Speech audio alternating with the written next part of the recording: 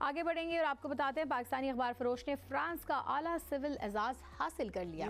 कैसे जी? फ्रांसीसी सदर एमानुएल मैक्रोन ने पाकिस्तान से ताल्लुक़ रखने वाले एमानुएल मैक्रोन ने जी 74 साल अली अकबर को फ्रांस के आला तरीन सिविल एजाज़ात में से एक ग्रांड ऑर्डर ऑफ मेरिट का नाइट बना दिया।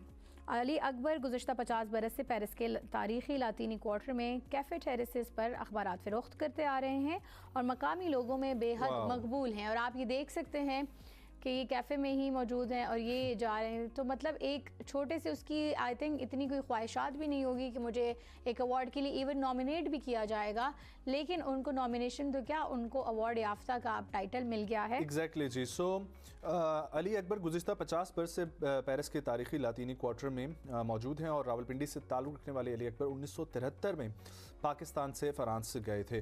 फ्रांस पहुँचने के बाद उन्होंने अखबार फरोशी का पेशा इख्तियार किया और इब्तदा में सोरबॉन यूनिवर्सिटी को इसके इतराफ़ के तालीमी इदारों में ज़ेर तालीम तलबा को अखबारात फ़रोख्त करते थे। और वैसे आजकल अखबार फरोश जो हैं वो हमें बहुत कम नज़र आते हैं। अब ये सिलसिला आई थिंक तकरीबन ख़त्म होता जा रहा है, लेकिन ये बहुत बड़ी बात है कि उनको आला सिविल एजाज़ हासिल हो गया इस काम को करने के।